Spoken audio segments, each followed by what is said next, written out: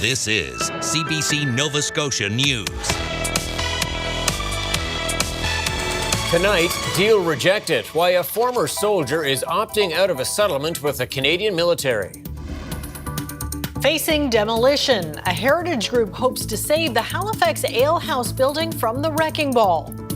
And wish come true. A Nova Scotia boy hits the ice with his NHL hero. The snow clears as we turn milder for Friday, then watching another system threatening for the weekend. Your full forecast is coming up. Good evening. A Nova Scotia man who helped bring about a systemic class action case against the military has decided to opt out of the $150 million final settlement agreement. Wallace Fowler was one of the original plaintiffs back in 2016, but now says the agreement does not go far enough in addressing the problem. As Gareth Hampshire tells us, he's not the only one with questions. The $150 million settlement that proposes individual payments of up to $35,000 has been approved in federal court. It recognizes the pain and suffering of forces members who experienced racial discrimination. The pain's still there for Wallace Fowler, who won an award as the top student in basic training, but then said he endured racist slurs, jokes, and mistreatment during his 3 years of service. I want them to acknowledge what they did, own up to their mistakes, and move on. It's not complicated. This is his safe space where he comes to escape the stress that makes every day difficult.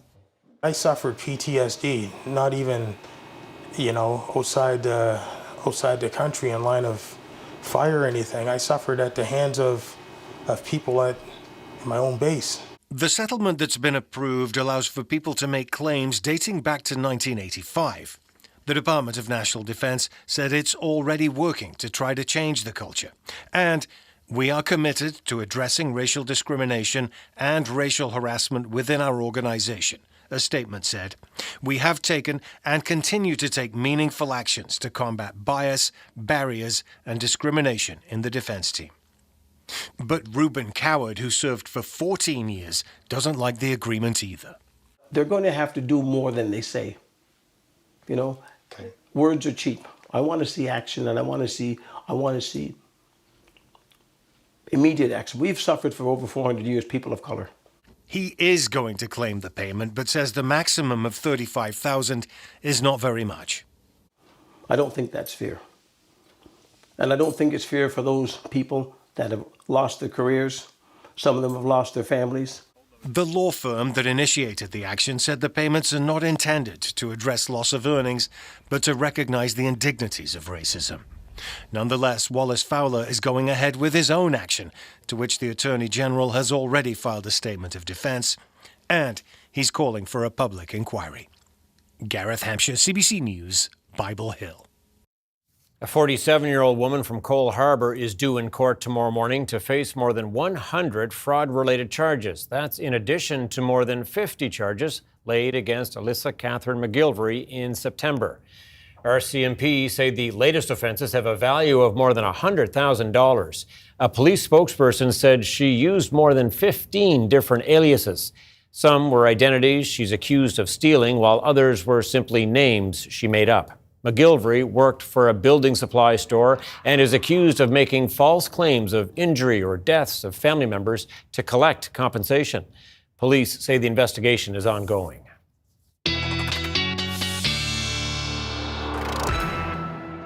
Ryan Snoddon here now with a quick look at the weather forecast. And that winter weather keeps on going. That's right. Another system and snow for Thursday night will taper off into early Friday. But yeah, we're looking at a widespread 5 to 10 centimeters with this round coming through. Little less up towards the north and east likely. But this is going to be shovelable snow for everybody by the time we get to Friday morning, and even a little bit of shower activity on top, making it all the more heavier to shovel out. There's the timeline as we roll through Thursday evening into the overnight. There's the brief changeover to showers, which won't last long. So not a lot of rain on top, but you can see it will be enough to add to the weight of the snow. Temperatures mild on Friday, 3, 4, 5, maybe even 6 degrees in a couple of spots. And then into the afternoon, temperatures will tick down a little bit, and we'll start to see a chance for a flurry or a shower for Friday afternoon as those temperatures will slide back towards the freezing mark. Now for the weekend, we're looking at a fine start to the weekend. Saturday looking great, sun and cloud temperatures, not far from seasonal for this time of year. And then that area of high pressure sliding off, and all eyes on this next system, which will be rolling out of the Great Lakes and tracking to the south of the province. Exactly where the track is going to be the key. And the forecast models have been shifting south, trending south over the last 24 to 36 hours. What that means is it's looking more and more likely that the significant snowfall will pass just to our south. That said, likely still in the crosshairs, close enough anyway that we would be seeing some snowfall from this. And so if you've got some travel plans on Sunday, stay tuned for updates. We'll dive into this in more detail with your 7-day forecast in just a few minutes. And there's lots to talk about. Okay, thanks, Ryan. Thanks, Ryan. Thank you.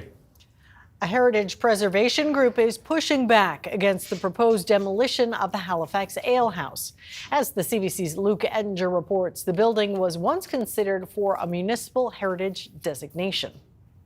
The last pints were poured out at the Halifax Alehouse in the fall, and now the 132-year-old building could face the wrecking ball. It's something the Nova Scotia Heritage Trust is pushing back on. It was built in the 1890s as a Salvation Army hall in a neighborhood, the neighborhood that's behind us, that was called the Upper Streets. And the Upper Streets was a vibrant working class community. And it was the site of the sort of the borderlands between the military community and the civilian community. So it was really an important neighborhood. And this building is one of very few that tell the story and are connected to that part of the history of downtown. In December, a company owned by George Ramia bought the property. The developer has submitted a demolition application to the city for the building and a neighboring one. Ramia has not responded to several requests for comment from CBC News about his plans for the property. Lang says the Heritage Trust is planning to reach out to the developer. This building is really part of the fabric of the neighborhood. This part of the city has seen so many buildings torn down, and so many people have found that really hard, that the city has changed so much. Lang's group has started a petition to save the building that was once considered for a municipal heritage designation. All of this comes after the bar was ordered closed for more than a month in October. That was a result of Liquor Control Act charges after incidents involving the bar and staff, including a manslaughter charge against a security guard when a patron was found unconscious outside and later died in late 2022. Luke Ettinger, CBC News, Halifax. The province has created a hotline for business owners who have questions about the threat of U.S. tariffs. Premier Tim Houston said in a news release that if the Trump tax returns, it will mean a lot of questions for people on both sides of the border. The tariff information line is available at 1-800-670-4357. A navigator will reply to questions that local businesses may have about the impact. The province has also set up an online survey. This will allow people to share feedback about barriers to expanding into interprovincial or international markets. That survey is available at novascotia.ca/tariffs. The Nova Scotia government is giving 7 childcare operators nearly $9 million to help them expand their operations. In all, the centres will create as many as 335 new spaces. Most are in the Halifax region, but dozens will be created at New Dawn Enterprises as part of the expansion of the Glace Bay Youth and Family Centre. The money is coming from an agreement signed in 2021 with the federal government. Nova Scotia promised to create 9,500 new childcare spaces by the end of March of next year.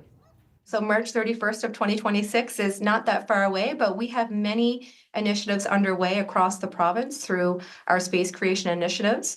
And we feel confident with the providers that we are working with and the projects that are underway that we have enough initiated to get us to that 9,500. Aucoin says the new spaces announced this week should be available to families between now and March 2026. Canada Post has laid off dozens of managers as part of a company-wide restructuring. No unionized workers are impacted, but talks to renegotiate their contract are ongoing under what the Crown Corporation calls a, quote, critical financial situation. Brett Ruskin has the details. These layoffs include 3 senior executives, including Canada Post's chief financial officer. Now, in addition to that, there was around 50 or so managers that were given their layoff notices this week. The majority of those layoffs coming in the Ottawa region, some in Toronto, some in Montreal, and some in other parts of the country as well.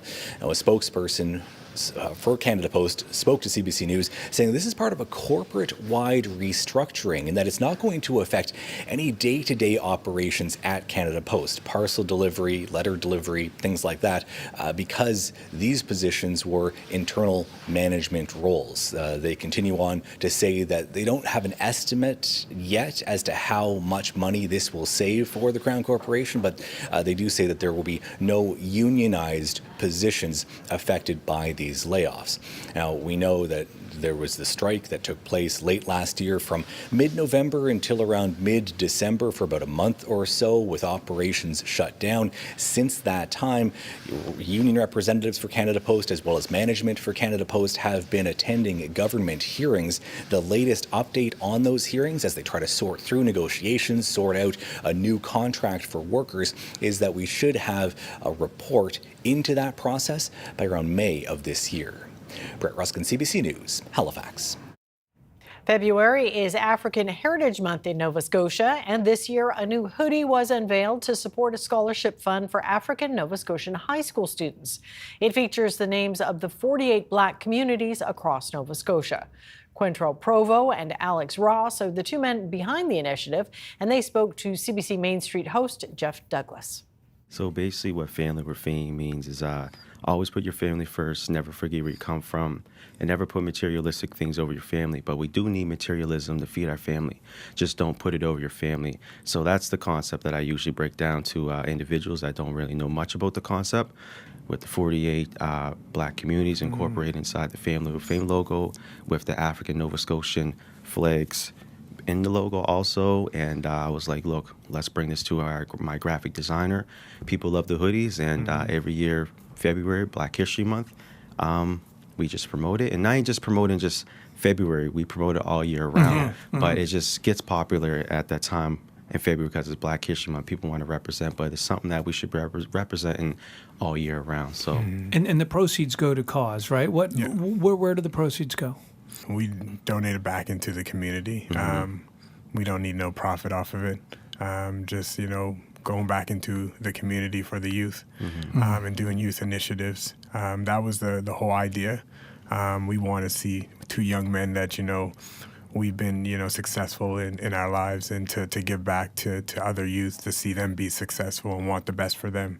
If you have a message for the youth in the African Black Nova Scotian communities, what would that be?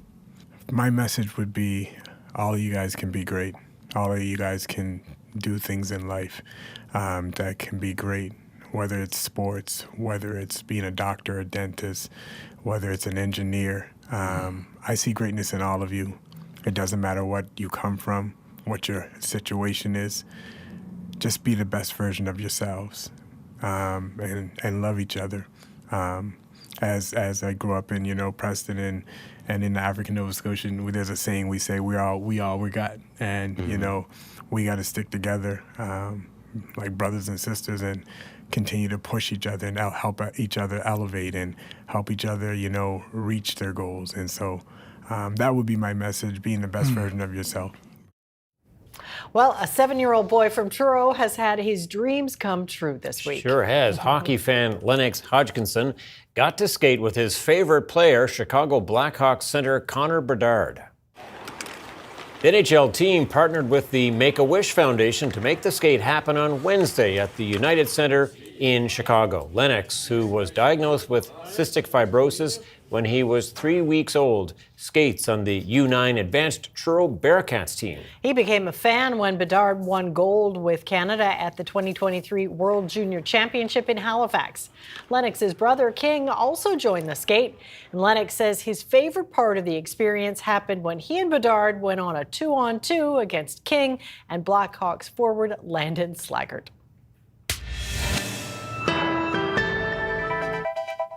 All right, there's a live look at Halifax through the lens of our Harbour Cam.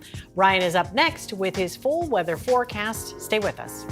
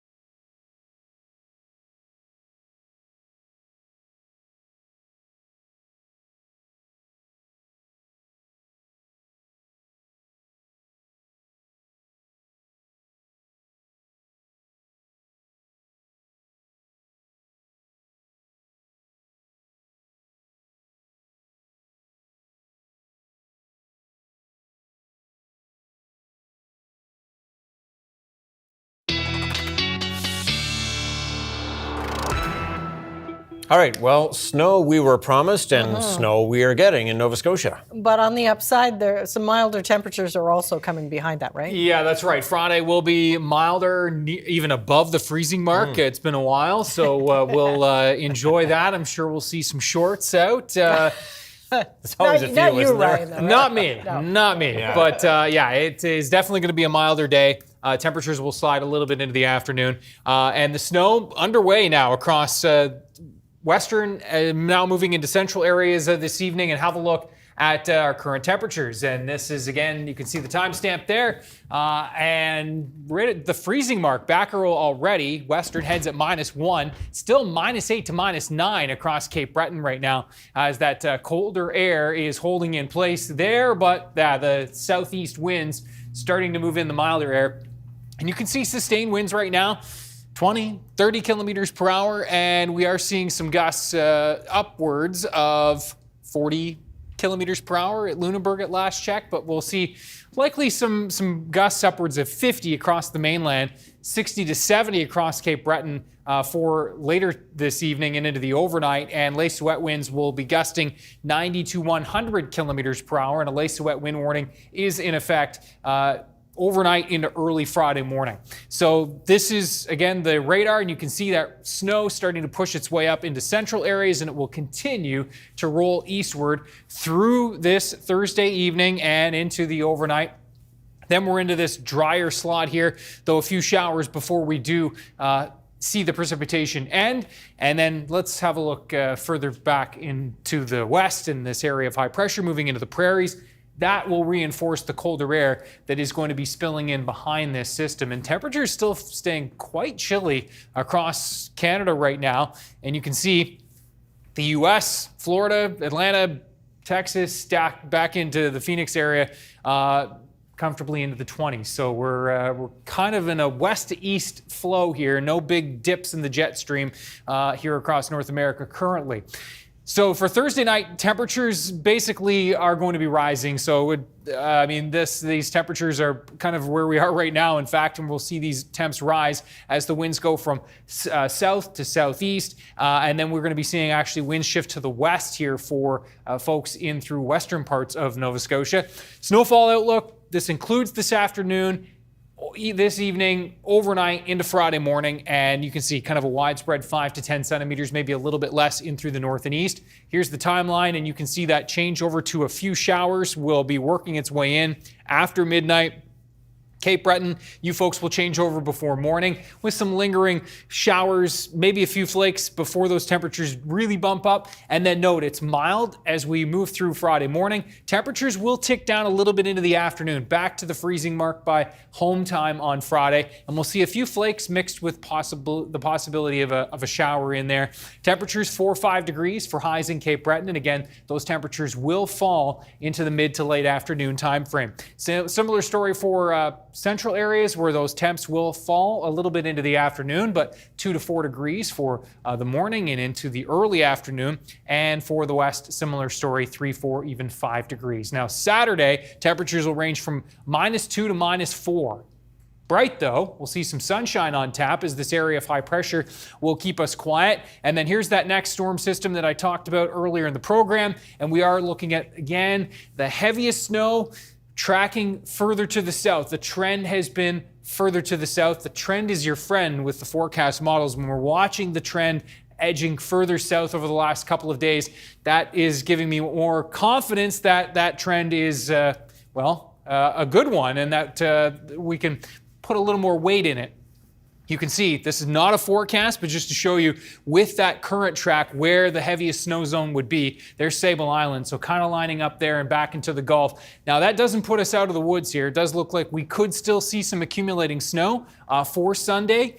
Definitely down towards the south and west, so we'll keep you posted and we'll nail down those details in terms of just exactly how much tomorrow here on the program. Another system to watch for Thursday, Tom and Amy. All right, trend is your friend. Always another one, yeah. Okay, thanks so much, Ryan. Thank you. Coming up, PEI Tourism hopes a new animated Anne of Green Gables series will bring back Japanese visitors.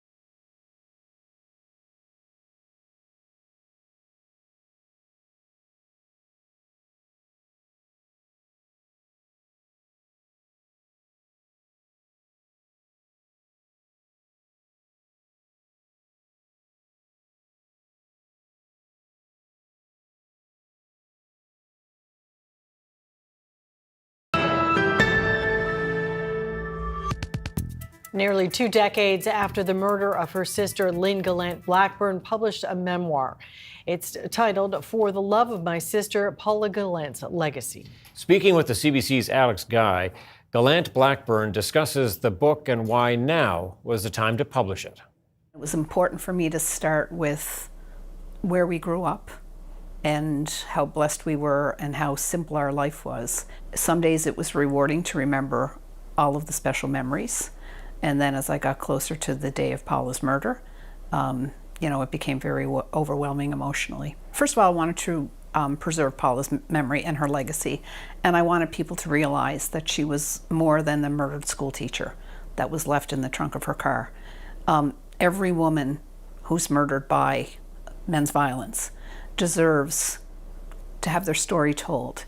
They were somebody's mother, somebody's daughter, somebody's sister. They were a community member who contributed before their lives were taken. And for me, that was important to preserve that legacy of Paula's. But it was also about trying to focus on love, the love of sisters, the love of a community, her school community, the love of her students, that surrounded us through that time and likely propelled me to move forward, to be her advocate. And I wanted to focus on the love story because sadly there's too many stories that are horrific in nature. We're told a lot of things about domestic violence and how difficult it is to solve the case. And I was dumbfounded by that comment. I thought, shouldn't this be important and shouldn't we focus all of the resources and efforts to do this, because we seem to do it when it doesn't involve women being killed. And when I realized that I would need to be her advocate and that I had the support of the community behind me, including all of her parents of the students she taught, I just knew that I had to continue to be her voice. Her voice had been silenced. I also knew that I had to advocate on the prevalence of men's violence against women. We grew up in an environment without violence, without abuse. If it happened to Paula, it can happen to any woman that lives amongst us. Why was now the time that you wanted to get that book out there? 2 reasons. The first one was, it was all-consuming to me. It was a memory that was locked inside of me that I knew I had to release. It was better for me to release it and then move forward with my life. But secondly, Paula's husband, who is responsible for her murder, his full parole eligibility is August 17th of 2025. And I always felt that her story needed to be told before that date. So that was important for me to do that. Yeah. The book starts out with Paula full of life. And the narrative is around, her living her life as a teacher, as a young married woman, as a mother, and then tragedy hits. And then I realized that domestic violence is often not taken as seriously as it should. And that angered me. And I needed to find purpose in Paula's death. And so that's why I advocated. That's why I demanded change. That's why I demanded accountability. And then the book ends with her, full of life, with her students, with stories from her family and friends. And hopefully it truly showcases a story of love, but also a story of hope and a message to others to persevere, to continue to ask for justice, to continue to make people accountable, to continue to demand answers. But I just want to give families a voice, and I want to give women hope, and I want to help make people accountable to taking action.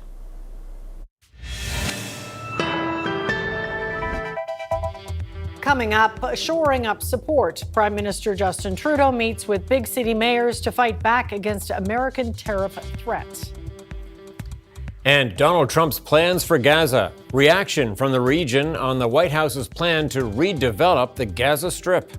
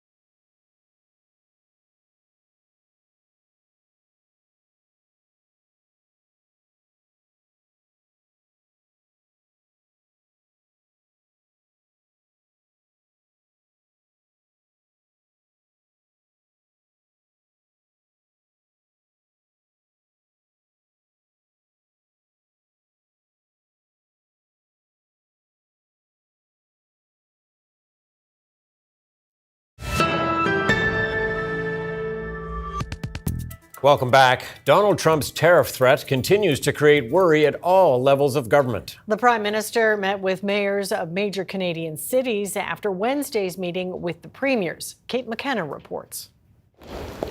The Prime Minister reiterated again today Canada's got a plan to stay resilient against Donald Trump's tariff threat. We're doing more than just bracing ourselves. He spoke to the mayors of Canada's big cities, who say they play an important role on Team Canada. We are the engines of growth and innovation and opportunity. And at times, like these times of uncertainty, it is cities, not only the provinces and the federal government, but it is cities that must take action. They're talking about diversifying trade and knocking down interprovincial trade barriers. We're convening provincial and territorial leaders to do the vital work of breaking down the barriers that hamper interprovincial trade.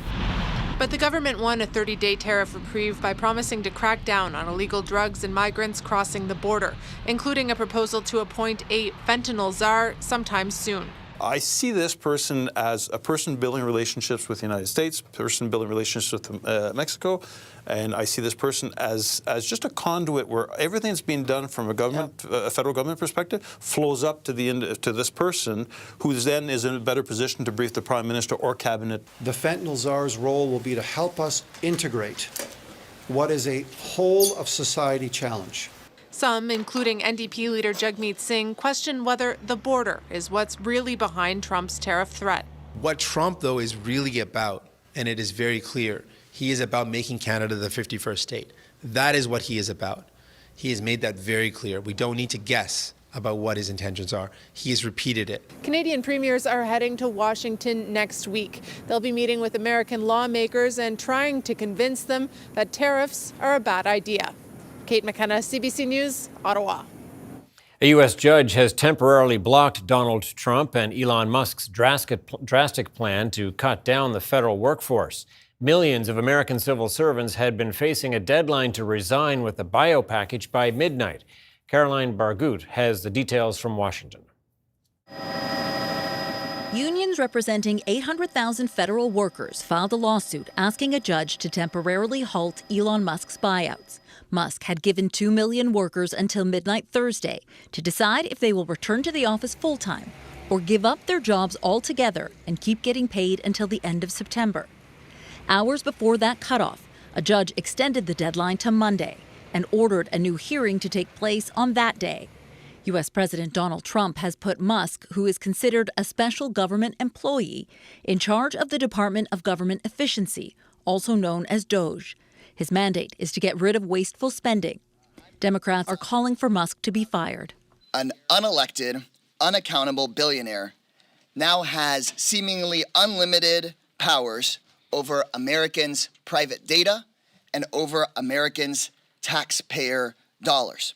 It seems every hour brings more news about a new threat Elon Musk poses to working people, a new way that Elon Musk wants to take your hard-earned money and keep it for himself. The buyouts are part of Musk's plan to cut the federal workforce by 10%. So far, more than 40,000 bureaucrats have accepted his offer, far short of his 200,000 goal. White House Press Secretary Caroline Leavitt told reporters she expects that number to rise. It's going to save the American people tens of millions of dollars, and we encourage federal workers in this city to accept the very generous offer. If they don't want to show up to the office, if they want to rip the American people off, then they're welcome to take this buyout, and we'll find highly competent individuals who want to fill these roles. If Musk doesn't reach that target, he and his team are expected to start slashing jobs and laying people off. The judge will hear arguments on the legality of the buyout program at a hearing on Monday. Caroline Bargut, CBC News, Washington. And U.S. President Donald Trump doubled down today on his shocking proposal to take over the Gaza Strip. In a social media post today, he said the Palestinian enclave would be turned over to the U.S. by Israel after fighting ends there and residents are relocated, and that no American soldiers would be needed. As Sasha Petrovic reports, Israel is already preparing to hit go on the plan. There's a lot of excitement here over the way that the new U.S. administration and the Israeli government have been coordinating their interests. For instance, the Israeli government withdrew from the United Nations Human Rights Council. Israel has accused it of being anti-Israel, saying that Israel will no longer tolerate the Council's blatant anti-Semitism. This follows in the footsteps of the U.S. also pulling out from this same body just a few days ago. This came with criticism from the United Nations, from the UN Special Rapporteur for Palestinian Rights, Francesca Albanese, who said it shows Israel's self-righteousness and that they just simply don't want to be accountable for their human rights transgressions. Now, the other issue, which the government here is in lockstep with Donald Trump, is this idea of emptying Gaza of Palestinians, 2 million people, afterwards handing Gaza over to the United States. The defense minister ordered the military to draw up plans for moving Gazans who want to voluntarily leave somewhere else, by air, by sea, by land. Many of the hardline settler parties here are also very excited. They have had plans to move into Gaza and to settle the territory themselves for some time. As far as the Gazans are concerned, they say they are not going anywhere. He should know that we will not leave our country, and he should delete this idea of his mind out. And of course, hanging over all of this is the question of the ceasefire. It is continuing. More hostages who were taken on October 7th, 2023 from Israel. More of those are supposed to be released this week, but this is a very fragile ceasefire, one that may not last long enough for all the hostages to be released. And in fact, the whole area may still go back to war in just a few weeks. Sasha Petrusik, CBC News, Jerusalem. There's outrage in India's capital after the Trump administration deported more than 100 illegal migrants, not over the deportation itself, but by the way it was carried out. But as Salima Shivji reports, the Indian government doesn't appear to be in a hurry to condemn it. The fury was clear outside India's parliament. Members of the opposition party outraged that handcuffs and chains were used on Indian nationals forcibly returned to their country. The U.S. military plane was a first, even if deportations back to India are not new. More than 100 Indians living illegally in the United States abruptly sent back as part of U.S. President Donald Trump's immigration crackdown. An ordeal Harvinder Singh is struggling to recover from, one he says he wouldn't wish on anyone. Our hands and feet were cuffed, he says. They told us we were going to a detention center, but took us to the plane instead. Singh's family shocked to hear the shackles didn't come off until after the 40-hour journey back to Amritsar in northern India was over. Even the women were tied up, the deportees say. It was so harrowing, says Robin Handa. It's not the dream of a better life we were all looking for. The reports of mistreatment erupting into a political issue for the Modi government. We have a legal obligation to admit them, to accept them in our country. But the manner in which it was done, in handcuffs, squeezed into a military aircraft in such an abrupt manner, that is not acceptable. New Delhi, keen to appease Trump on the immigration file, has repeatedly said it's open to taking back illegal migrants, a message the foreign minister repeated in Parliament, even as he promised a follow-up on how deportees are being treated. We are, of course, engaging the U.S. government to ensure that the returning deportees are not mistreated in any manner during the flight. But he says his focus is on cracking down on illegal migration, a key issue that threatens to derail the close India-U.S. ties that India desperately wants to preserve. Salima Shivji, CBC News, Mumbai. It may not feel like it here in Canada, but the Earth broke another heat record in January. The European Climate Agency says the month was, on average, fractionally warmer than January of last year. We are seeing the impacts of climate change on extreme heat. We're seeing it on extreme rainfall. We're seeing it on sea level rise and storm surges if you're in a coastal area. We're seeing it in wildfire. The biggest contributors to global warming are emissions from coal, oil, and natural gas. Some parts of the Canadian Arctic saw January temperatures 30 degrees warmer than average. It marks the 18th month in the last 19 the world either hit or crossed the internationally agreed upon limit, which was set as 1.5 degrees above pre-industrial times. A pair of extreme winters has made for serious concern in BC's vineyards, leaving behind extensive damage and questions around the industry's long-term viability. But growers are turning to technology, new and old, to stave off ruin. Brady Strachan has that story. The delicate buds on this grapevine are Bobby Arcego's most valuable asset. Yeah, I just want to protect, this is the rootstock of the plant. As vineyard manager at Black Hills Estate Winery, he's trying to protect these young vines from the winter chill. 1 year ago, extreme cold wiped out 95% of BC's wine grape crop. We saw temperatures dip down to minus 27, even some minus 29 in areas around here, and that caused us to see extensive damage and death with our vines. Arcego is using straw, composted mulch, and a technique called hilling, piling soil over the vine base to insulate his vines. These age-old practices are used at vineyards in colder climates. A newer method, these geotextile fabrics trap heat from the ground. If we can't protect against the cold weather, we're going to be questioning if it's a region that we can grow wine grapes in. An hour away, researcher Ben Min Chung is testing grape varieties for cold hardiness. He's helping growers test cold protection methods by measuring temperature differences between insulated and exposed vines. Even a few degrees can make or break a crop. They can probably tolerate not lower than minus 25. When we see minus 25, that's pretty much, that's sure that's 100% lost. Doesn't look like it's putting out a lot of heat. At this Kelowna vineyard, Rowan Stewart is testing a high-tech solution. Strings of vacuum-sealed LED lights give off infrared heat to the adjacent vines. At a cost of $10,000 to $20,000 per acre, it's costly. But Stewart says even saving one crop makes it worthwhile. You know, that's the nice thing about frost protection. You have it function one time and you've paid it off. If successful, he'll expand this trial next winter. I'm pretty confident we'll find a solution and we'll be back making amazing Pinot Noir and Chardonnay in a couple of years. Brady Strachan, CBC News, Kelowna. Anne of Green Gables is, of course, a beloved story here in Atlantic Canada and really across the world. Well, there's a new animated series about Anne coming out soon. Tourism operators on PEI are hoping it will reignite interest from people in Japan, where the book was a big hit, and bolster tourism to the island. Nancy Russell reports. People in PEI's tourism industry are hoping a new animated series about Anne will bring more Japanese visitors to Prince Edward Island.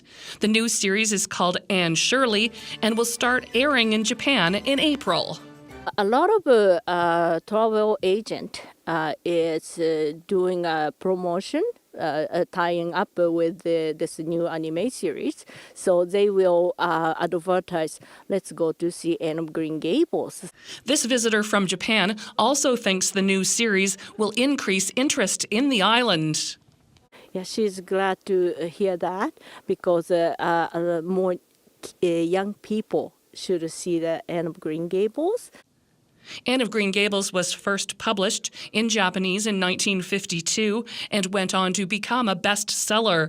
There was also an animated version of Anne in 1979, also very popular. It was a big impact for children in Japan. So still we have lots of customers. They grew up with that anime series. Prince Edward Island was for many decades a popular destination for Japanese visitors, but the last 5 years have been tough because of the pandemic, but also the low value of the Japanese yen. The last 5 years, it was very, very low. And last year was we have some came back, maybe still 30% of 2019, so it was not really great. We haven't quite seen that rebound post-pandemic, but certainly an important market for us. Canadian tourism officials are predicting spending by Japanese travelers will rebound in 2025 back to 2019 levels. On PEI, they're hoping the AND series will help. It'll be certainly interesting to hear from Parks Canada and some of our Green Gables operators if they're getting some inquiries and some interest. We'd love to see that market grow. The first anime series was a big success, and this one will be bigger, I hope. The animation company is planning a series of promotions in Japan, hoping to build up the buzz before the series debut in April. Nancy Russell, CBC News, Cavendish. Canada's main stock index moved lower today, weighed down by losses in energy, telecom, and technology stocks, while U.S. markets were mixed. Here's a look at the markets as we head to break.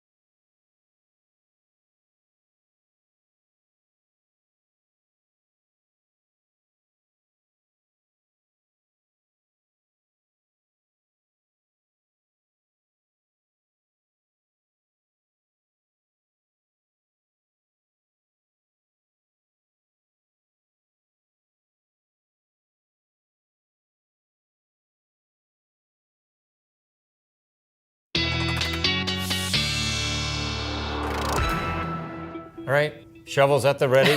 Shovels will be used. There's not much doubt about that. Yes, it hasn't slacked off at all, Old Man Winter. No, not at all. And it's just been kind of relentless, the pattern here. If it hasn't been cold, it's been snowy, and, a lot of folks enjoying it. I've been hearing folks here in the newsroom saying, hey, winter, it's actually been here. Not for me, though, right? No. Not your favorite, no? Yeah. So, you win some, you lose some. Right. Yeah. Now, as we look at our viewer picture of the day, this one is a beautiful scene and a reminder that this season can certainly be a lovely one from Windermere in the Valley. It sure is pretty. I'll give it man, that. that's pretty sky, isn't it? Nice to see the sun there, too. Makes me feel better that's just the biggest watching thing. it. Yeah, exactly. Yeah, the sun that has been cooperating has made it oh so nice. Another 5 to 10 centimeters, especially higher terrain areas and inland areas. Those would be the best chances. And as we look into the north and east, perhaps just a little bit less than that.